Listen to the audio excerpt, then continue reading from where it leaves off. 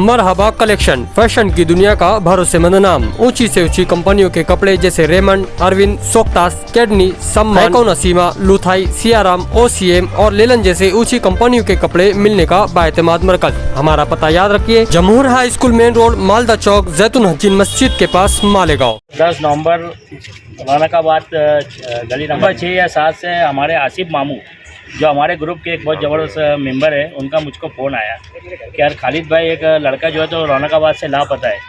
हम लोगों ने एक फ़ोटो के ज़रिए और वॉइस भी चलाए और गुमशुदा ग्रुप के ज़रिए भी उसकी पोस्ट चली, मगर आसिफ मामू को जब मुझको फिर दोबारा कॉल आया तो मुझको जो है तो ये डाउट गया कि यार बच्चा इतनी देर में तो मिल जाने होना, मगर कहीं ना कहीं उसको कहीं आप लोग गली महल्ले में तलाश करो, जो पानी की टाँकी है उसमें तलाश करो। और मेरा शक एकदम सही गया और वो बच्चा आज जो है तो रौनकाबाद की गली नंबर 7 में एक घर बन रहा था वहाँ पर आरसीसी का, वो पानी की टाँकी में आज वो बच्चा मिला। अब वो बच्चा जैसे वहाँ पर नज़र आया तो आवाम वहाँ गर्दी जमा थी। इस दौरान जो है तो हमारे आरिफ भैया और मैंने शकील भाई तैराकी को फ़ोन किया और शकील भाई ने अपनी खिदमत को वहाँ पर अंजाम दिए। शकील भाई क्या बताना चाहेंगे, बच्चे को आपने पानी की टाँकी में से निकाले तो कितना फीट पानी अंदर था?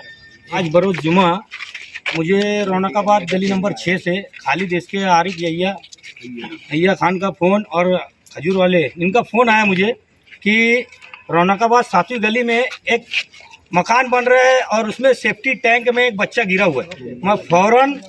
मैं अपनी बाइक पर मेरे साथियों के साथ था और फ़ौरन मैं मौके वारदात पे पहुंचा और वहाँ तकरीबन एक मकान बन रहा है और उसके अंदर तकरीबन सेफ्टी टैंक बना है और पानी भरा हुआ है।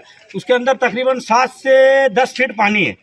जो बच्चा वहाँ खेलते खेलते गिर गया, उसे दोपहर से उसके घर वाले, उनके अहल खाना उसको तलाश कर रहे थे, लेकिन वो मिल ना सका। उनको एक शक गया कि सेफ्टी टैंक में तो नहीं गिरा है।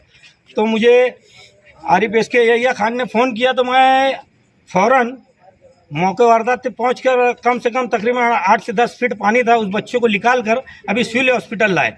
उस बच्चे का नाम था मोहम्मद हसनैन मतीन अहमद, नोबिन अहमद, रहने वाला रौनकाबाद का ही है।